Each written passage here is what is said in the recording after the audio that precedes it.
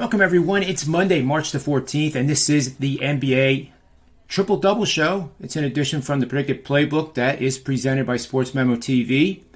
And I have my regular co-host and professional sports bettor and good friend, Ronald Cabang, on the show.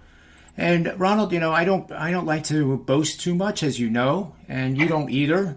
But I must say, as you can see on the graph here, you're number one the last 3 days in the NBA. I'm right behind you by $10.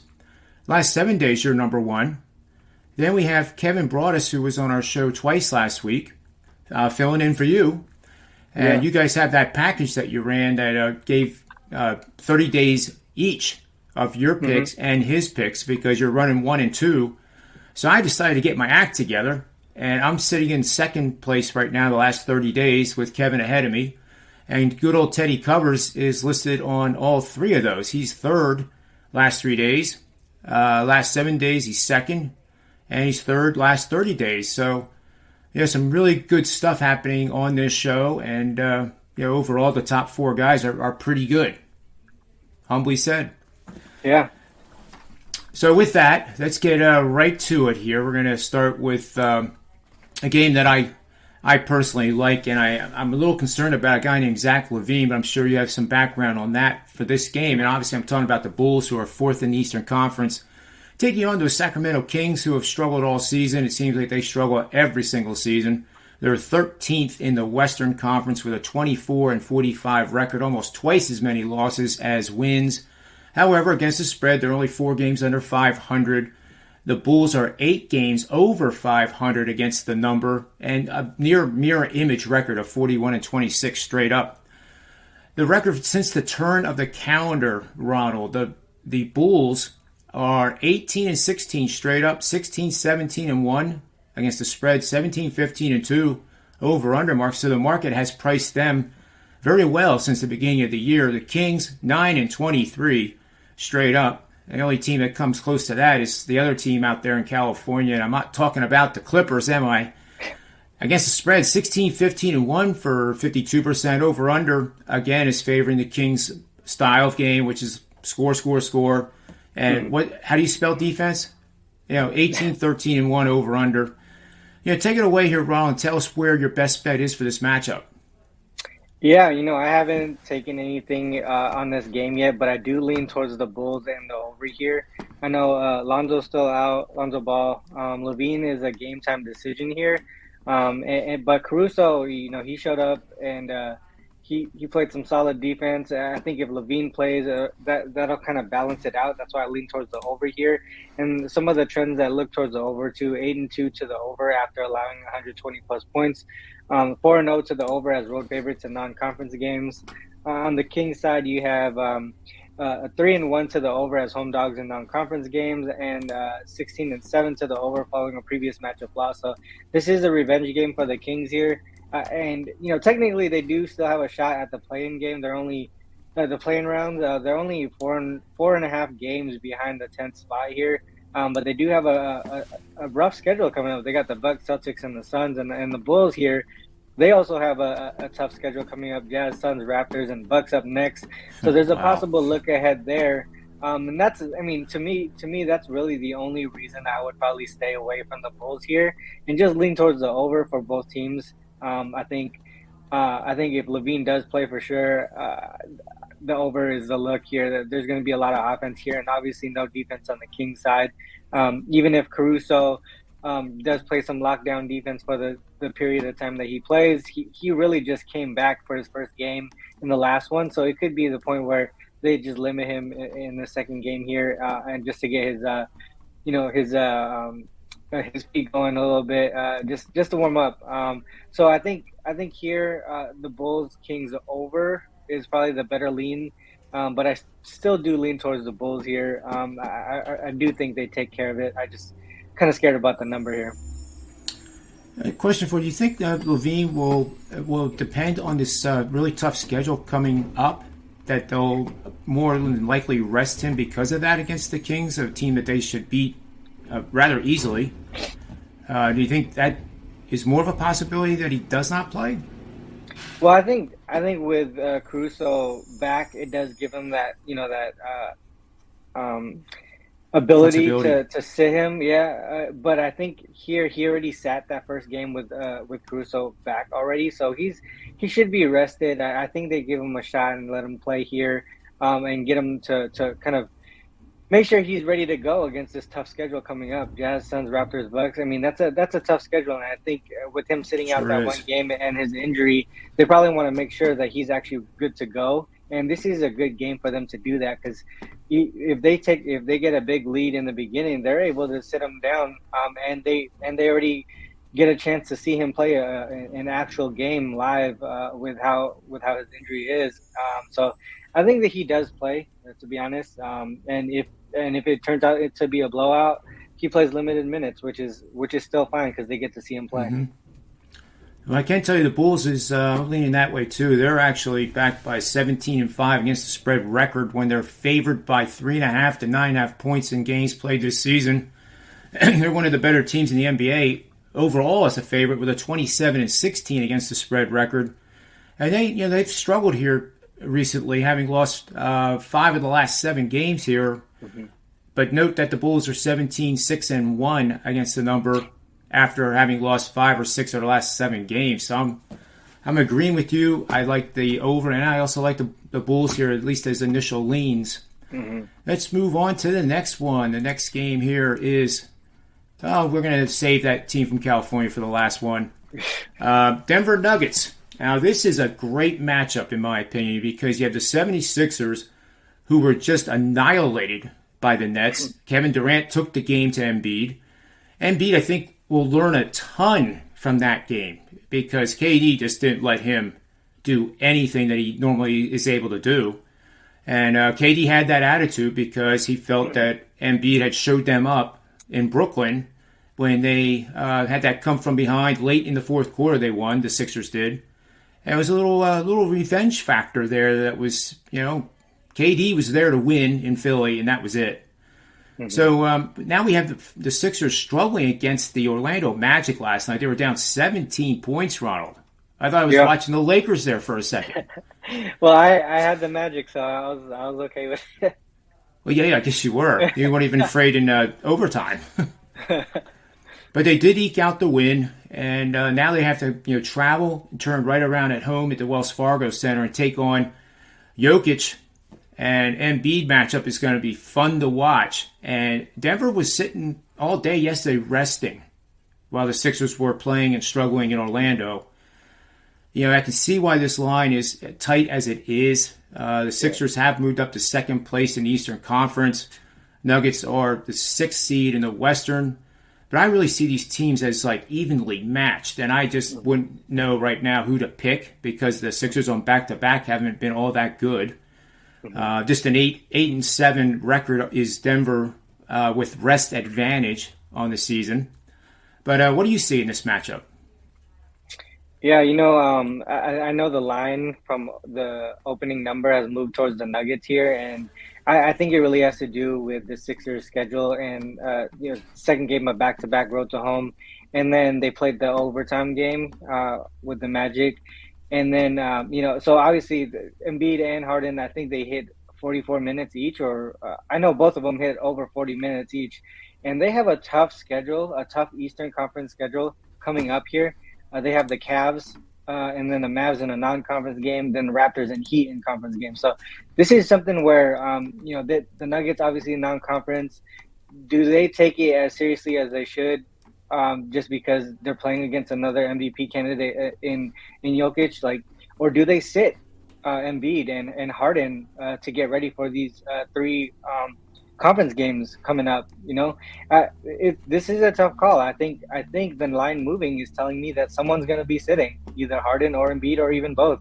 And the Nuggets here, they do have a double-digit revenge. This is a double-digit revenge game for them. They lost earlier this season to the Sixers. First game of the 3-game Eastern Conference road trip here. To me, I think the Sixers here, I really do think someone sits, and that's why the number's moving. And I would, if I believe that, I would probably take the Sixers right away. Because once someone is officially out, then the number is going to move even more. And if it's Embiid or Harden or both, the Nuggets will end up being favorites in this game. So to me, it's a tough call. But if I truly believe that someone's going to sit, I would probably take the Nuggets here. Yeah, I lean that way too, despite the hat I'm wearing.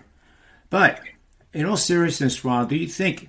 I thought when Harden came to the Sixers, they would start out like a house on fire, and then opposing teams would study the film and they would see what the in and out game is between Harden and Embiid, and they would find a way to reduce it a little bit. And the last four games, they've shot 38% or less. They shot 38% last night, 32% against Brooklyn, 34% 4 games ago against Miami. They shot 49 in a 15-point win over the Bulls. Do you think that's what's happening right now, or is this part of the adjustment of Harden being part of the team and they're finding their way still? That's a tough call. I mean, I think this is the first time with Harden having someone who can actually pick and pop, not only just pick and roll. So I think this is also an adjustment for the Sixers as well. They started off hot, which is sometimes not a good thing, right? Because then you get that downfall and then you start to question things. But to me, I think this is just part of the bumps on the road for them as they try to figure out, how this offense rolls towards the playoffs here. And it's not like they had other than the Magic here. I think the Magic was more of a schedule spot here, is why they struggled. But other than that, they really, they had some tough opponents. So I think here, they're still trying to figure it out, and I obviously think they're going to do well towards the playoffs, but I think it's just a bump on the road. They'll get it back together. I don't know if it's this game or the upcoming games. But yeah, I don't think it's going to last too long, this offensive struggle. I know the last 5 games, the Nuggets have, I think, maybe a 4 or 5 point advantage in the offensive rating here. And so that kind of goes with the fact that you're saying the Sixers have been struggling offensively. And that's another reason why we would probably lean towards the Nuggets in this specific spot here. But yeah, I think the Sixers will figure it out. They're too talented not to. Yeah, and I agree. I guess my lean here is going to probably be with the over because, well, I shouldn't say that, but I do know that Denver here since February 1st is 1-6 against the number following a game in which they shot 50% or better from the field. And that's the old word regression. But no other team in the league right now has that bad a record following game shooting 50% or better.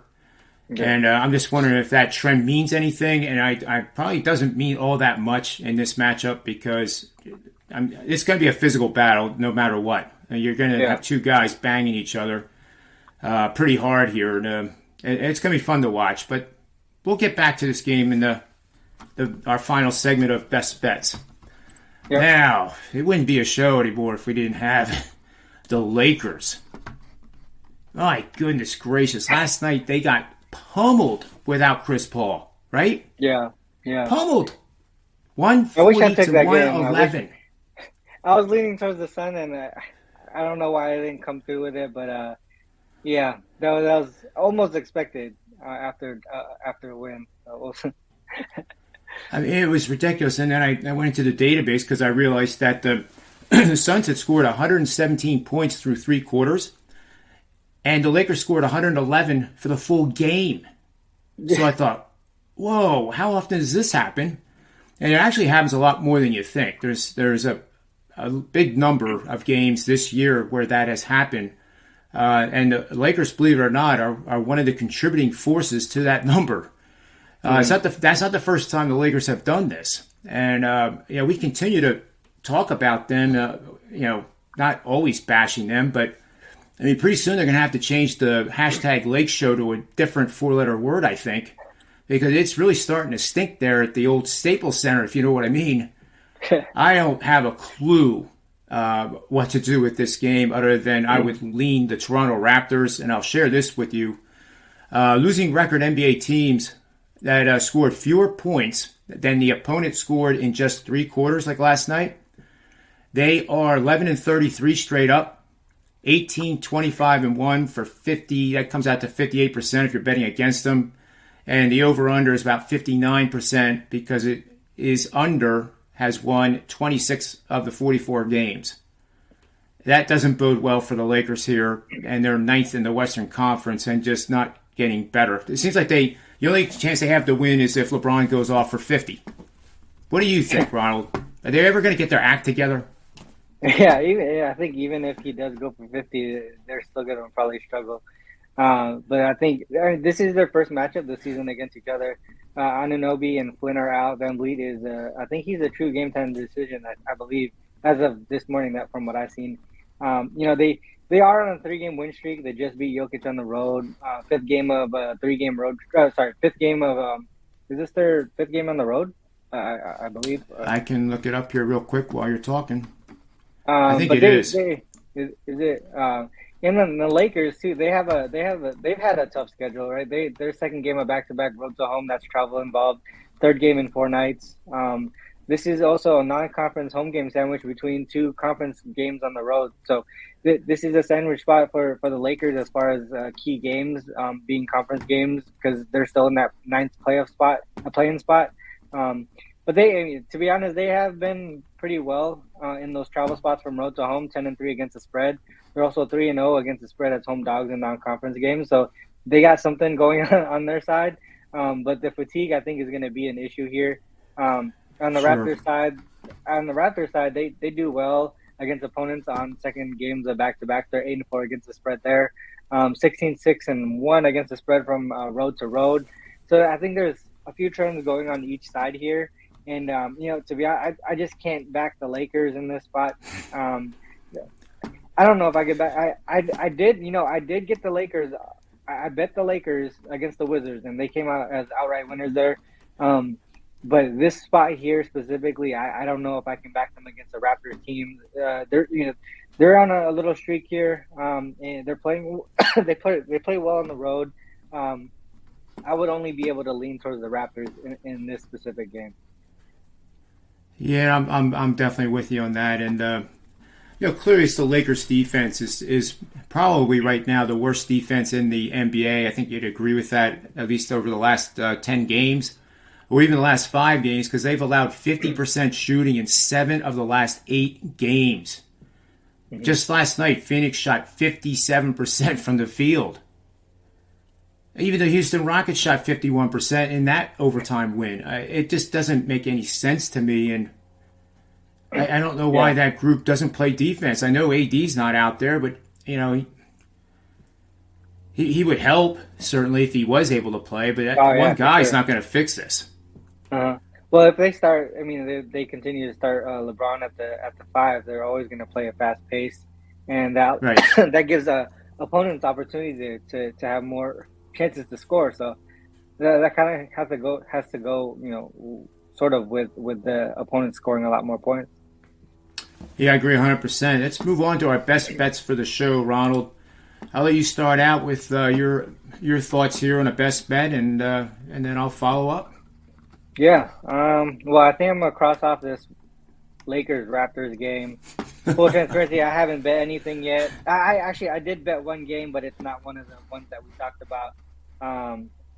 So I think leaning towards the Bulls over, and the Nuggets